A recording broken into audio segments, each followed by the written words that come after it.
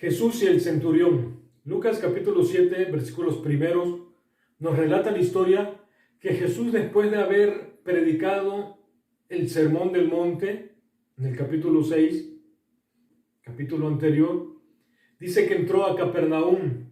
Capernaum llegó a ser el lugar, la sede, donde Cristo llegaba después de sus giras misioneras, después de predicar Él, cuando Él salía a muchos lugares, a muchas partes, muchas aldeas. Él iba a predicar, Él iba a hablar de la palabra y regresaba a ese lugar, Capernaum. Él nació en Nazaret, como conocemos, Él vivió ahí, pero después de que salió de Nazaret, después de dejar esa ciudad natal, se estableció en Capernaum. Y en Capernaum, ahí comenzó Jesús su ministerio a desarrollarse, a crecer de una manera grande, de una manera hermosa. Hizo muchos milagros ahí, hizo muchas maravillas. Jesús llamó a Pedro ahí, a Simón Pedro, era de Capernaum. El hermano de Simón era también de Capernaum. Incluso el apóstol Mateo, o conocido también como Leví, Dios lo llamó ahí en Capernaum. Entonces, Capernaum fue una ciudad que tuvo un privilegio muy grande. Fue alzada hasta los cielos. Lucas capítulo 10, versículo 15 nos habla de que Jesucristo dijo: tú, Capernaum, que eres levantada hasta los cielos. Tú que eres levantada hasta los cielos. ¿Por qué decía que Capernaum era levantada hasta los cielos? Capernaum tenía al mejor ciudadano que podía haber existido. Entre esas calles caminaba el Salvador, el Redentor, el que dijo: yo soy el camino, la verdad y la vida. Caminaba por esas calles, caminaba por ese pueblo o por esa ciudad. La Biblia relata que había un hombre, no relata su nombre, pero es conocido como el centurión. Era un oficial, era un capitán romano que creía que había abrazado la fe de los judíos. Era un hombre que amaba no tan solo a Dios, sino a su nación, amaba a Israel.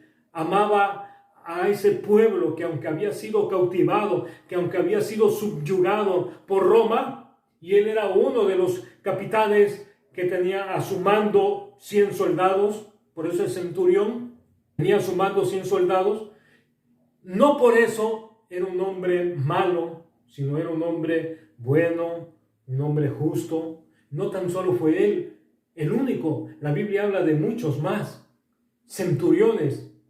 Está Cornelio, que era un hombre que sus oraciones y sus limosnas habían llegado a la presencia de Dios. Y Pedro, guiado por el Espíritu Santo, va y le predica el Evangelio. Entonces, este hombre, el centurión de Capernaum, se le había enfermado no un familiar, no su esposa, no su hijo, se le había enfermado un siervo, al cual él amaba mucho. Tenía una situación, una enfermedad progresiva, era una parálisis.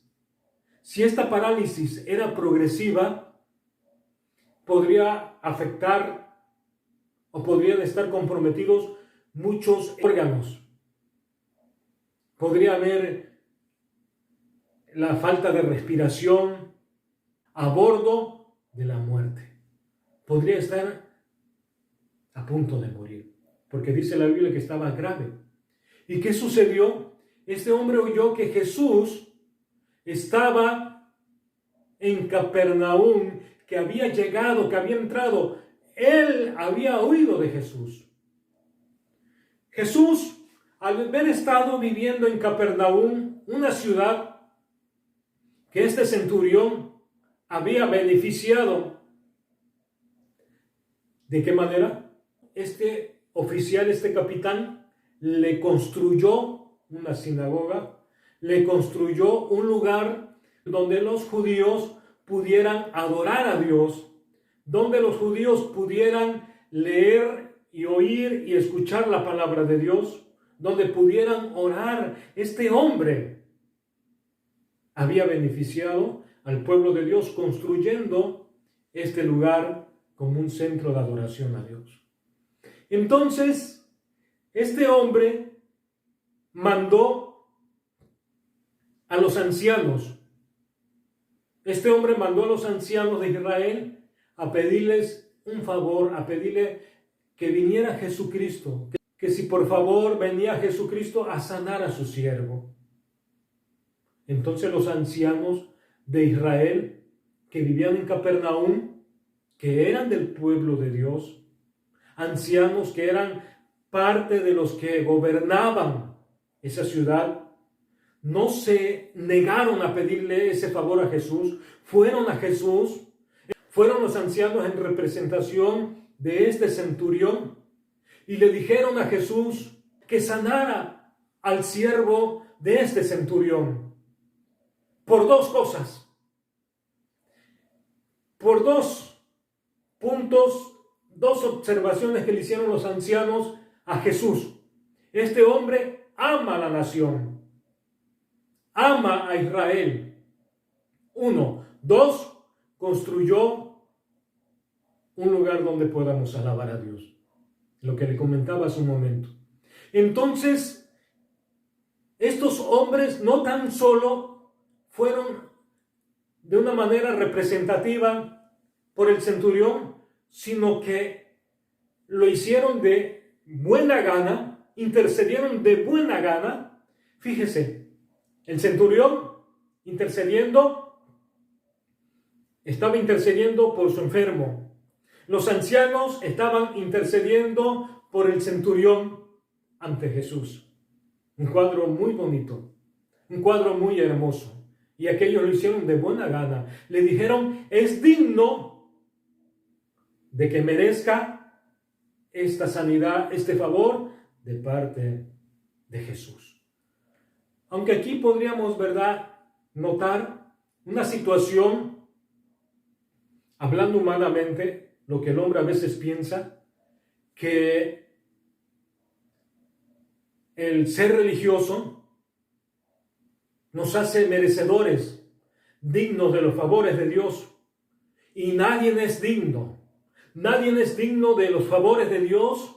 Nadie, por mucho que usted haga cosas buenas, por mucho que usted haga muchos favores, haga muchas misericordias, haga muchas oraciones, sea un hombre bondadoso, un hombre piadoso, eso no lo hace merecedor de los favores de Dios. Hay una manera que podemos obtener el favor de Dios. Hay una manera que podemos obtener esa gracia, ese favor de parte de Dios, y es a través de la sangre de Jesucristo, a través de su amado Hijo, de su unigénito que vino a morir por nosotros.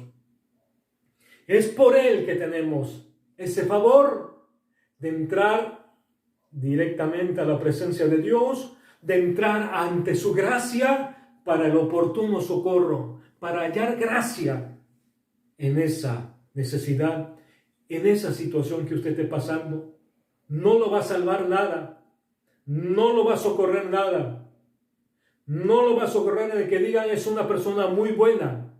Solamente lo va a socorrer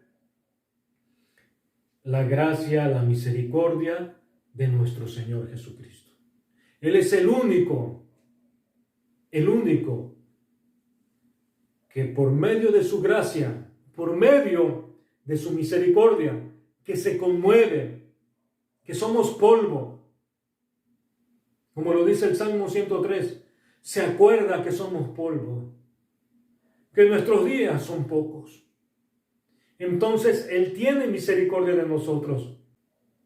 Él sacia de bien nuestra boca, de modo que nos rejuvenezcamos como el águila. Bendito sea el Señor. Entonces Jesús oyó lo que los ancianos le pedían Y para Jesús, aquel hombre no le era indiferente.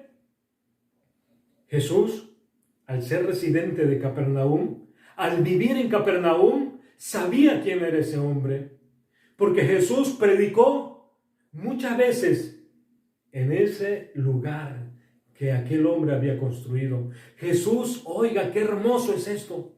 Jesucristo estuvo predicando en esa congregación que aquel centurión había construido. Y él era uno de los oyentes, aquel centurión era uno de los oyentes que se le permitía entrar por cuanto había abrazado la fe que profesaban los judíos, se le permitía entrar a escuchar la palabra de Dios, se le permitía entrar a oír la bendita palabra de Dios, a orar a Dios. Entonces Jesús va y le dijo, iré y le sanaré. Oiga, qué hermoso es esto. Jesús estaba dispuesto a ir a sanar a aquel joven, aquella persona que estaba enferma, aquella persona que estaba tirada en su lecho, en su necesidad. Jesucristo estaba dispuesto a ir a sanarla. Y Jesús emprendió camino hacia la casa del centurión. Y cuando Jesús iba en camino y casi iba llegando, vuelve a enviarles otros emisarios, otros mensajeros, diciéndole que no entrara a su casa.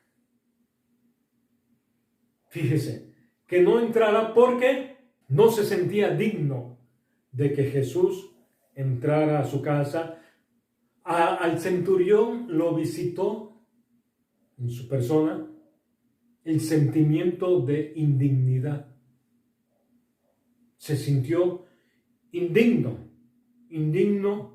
de que Jesús entrara a su casa.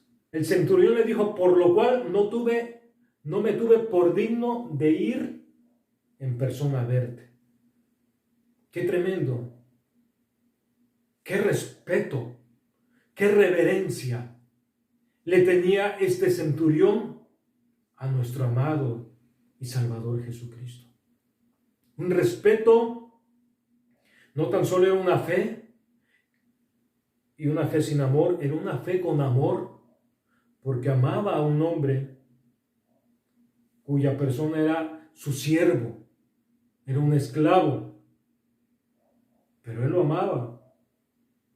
Y no estaba pidiendo por él, estaba pidiendo por el esclavo, por el siervo en aquel momento. Y aquellos mensajeros le dijeron, Jesús nos mandó. Dice la Biblia que esas personas eran amigos del centurión. Y cuando Jesús oyó lo que ellos decían, aquellas personas siguieron hablando con Jesús y le dijeron los mensajeros, el centurión ha dicho así, tan solo di la palabra y mi siervo sanará. Di la palabra y mi siervo quedará libre. Di la palabra, envía la palabra. Cuando él dijo envía la palabra, estaba creyendo a lo que dice la palabra de Dios, lo que habla en Isaías, cuando dice que la palabra de Dios no torna atrás vacía. ¿Qué es mi palabra? Es como la lluvia que cae, que hace producir, que hace germinar y que lleva fruto y simiente al que siembra. Así es mi palabra, no torna a mí vacía, sino antes es prosperada, antes hace lo que yo quiero y es prosperada para lo que le envié. Esto es lo que creía el centurión, esto era lo que creía. Di la palabra y mi siervo sanará. Él le dijo, di la palabra y mi siervo sanará, porque yo soy hombre bajo autoridad. El centurión sabía que Jesucristo era un hombre bajo autoridad. Él no se comparó, sino que él vio en sí mismo que él tenía autoridad en cuanto a su oficio, en cuanto a lo que él profesaba, trabajaba. Era un centurión y él decía estas palabras, soy un hombre bajo autoridad. A alguien le digo ven y viene, ¿A qué le digo que vaya y va? A mi siervo le digo, haz esto y lo hace. Soy un hombre bajo autoridad y tengo autoridad. El centurión estaba bajo autoridad porque de arriba del centurión había varios. Pero bajo el centurión habían varios también. Soldados que estaban bajo la autoridad de él. Soy un hombre bajo autoridad. Reconoció que Cristo no tan solo era un predicador, un maestro o un profeta más, sino que él pudo haber observado, pudo haber visto algunos milagros, porque en Capernaum hizo bastantes milagros Jesucristo. En Capernaum la palabra de Dios dice que hizo muchos milagros. Por eso les mencionaba al principio en Lucas capítulo 10, versículo 15, que Capernaum dice, eres levantada hasta los cielos, por el privilegio, por los milagros, por Jesucristo que estuvo dentro de ti. Pero serás bajada hasta los infiernos. Serás bajada hasta los infiernos, hablando de lo que le esperaba a Capernaum si no abrazaba, si no aceptaba el evangelio, si no aceptaba esa fe en Cristo Jesús. Por eso Jesús se voltea cuando oye estas palabras, se voltea, lo dice la Biblia, se voltea a todos los que le seguían, a todos los que oían la palabra de Dios, se voltea y le dice, os digo, se los aseguro, de cierto les digo, que no he hallado tanta fe en Israel como lo hay en esta persona. ¡Qué tremendo! No había visto Jesús tanta fe en los años de su vida, en los años de su ministerio, que en Israel hubiera, por cuanto a ellos se les confió la palabra, se les confió la profecía, se les confió el evangelio. Ellos pudieron haber tenido una fe grande que pudiera haber asombrado al maestro. Aquel centurión que no pertenecía al pueblo de Israel, que era romano posiblemente, Jesús se asombró al oír y al ver la fe que tenía esta persona. Por eso Jesús se asombró y alabó a aquel hombre. Le dijo a todos los que le seguían, se volteó, les digo, les aseguro que no he hallado tanta fe en Israel como la hay en esta persona. En aquel momento dijo, se ha hecho conforme a su fe. Aquellas personas, aquellos amigos del centurión, regresaron. Cuando regresaron los amigos del centurión, el muchacho había sanado. El muchacho había sido libre de la enfermedad. Y el centurión preguntó a sus amigos y le dijo, ¿a qué horas fue cuando hablaron con Jesús? ¿A qué horas fue cuando Jesús dijo que había quedado libre, que había sido sanado? Y le dijeron, fue cierta hora, fue a tal hora. Y el centurión comprendió y entendió que a esa hora, milagrosamente, inesperadamente, aquel joven comenzó a sentirse mejor y a recuperar la salud. Había sucedido un milagro, había sucedido un extraordinario milagro. ¿Y a qué se debió esto? Al favor de nuestro Señor Jesucristo, a su misericordia. Tú no estás lejos, amigo, del favor de Dios. Tú no estás lejos de la misericordia de Dios. Solo acércate con un corazón humilde, acércate a Jesús con un corazón que puedas confiar, creer en Él, que Él puede ayudarte, que Él puede tenderte la mano en la situación en que estés, en la necesidad que estés, no importa en dónde estés. Yo creo en los milagros, yo creo en un Cristo de poder, yo creo que el Cristo que predicamos es el mismo que vive hoy y siempre. Ese Cristo está vivo, ese Cristo resucita muerto, ese Cristo sana leproso, ese Cristo hace caminar, hace correr al cojo, al paralítico lo hace saltar. Ese Cristo está vivo y ese Cristo sigue obrando milagros, ese Cristo sigue obrando sanidades. Recuerdo en una ocasión cuando visitaba a una pareja joven que no podía tener hijos y sentí decirles a ellos que abrieran su corazón, que si había una petición especial por la cual yo orara, por la cual se pidiera en ese momento.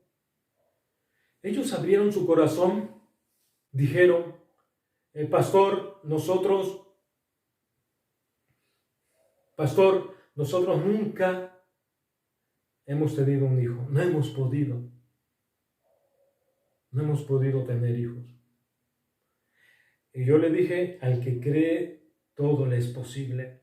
El Cristo que predicamos es un Cristo de milagros, de poder, de sanidad. Es un Cristo que escucha y que oye la oración y que responde y que sigue haciendo favores y misericordias al que se acerca a Él, al que le pida a Él. Entonces le dije: vamos a orar. Y oramos, oré por el matrimonio, oré por aquella pareja. Le dije que cerraran sus ojos y comencé a pedirle a Dios, comencé a clamar a Dios. A la vuelta de unas semanas, estaba embarazada la muchacha. Me dieron la noticia que ya estaba embarazada y fue algo muy bonito, fue algo hermoso. Hoy en día tienen, creo que 3, 4 pequeños que Dios les ha dado, o grandes ya. La palabra de Dios dice que Él hace habitar a la estéril en familia, que se goza de ser madre de hijos. Aleluya, es lo que dice la palabra de Dios. De mi parte, que Dios les bendiga, que Dios los guarde. Voy a estar orando por ustedes. Si alguno tiene alguna necesidad especial, envíeme un mensaje por inbox y estaré orando por su necesidad, estaré orando por su petición. Que Dios me los bendiga, que Dios les guarde. Les mando un abrazo a cada uno de ustedes, hermanos y amigos, que la bendición de Dios sea sobre ustedes.